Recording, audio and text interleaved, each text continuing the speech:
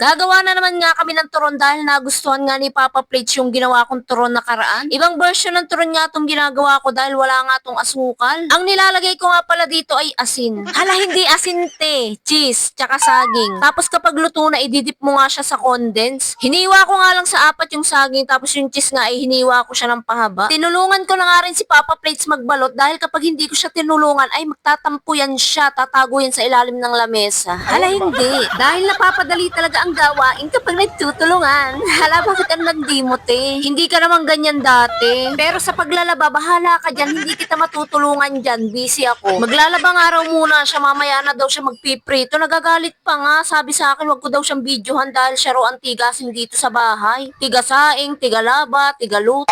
Nagutom na nga ata tong anak kong bunso kaya kinakain niya tong talbos ng kamote na ulam pa namin kaninang umaga. Kaya dali-dali lang ang nagluto si Papa Plates para makapagmerienda na yung mga anak niya. Syempre ako nagpapaka-Disney princess lang dito sa gilid.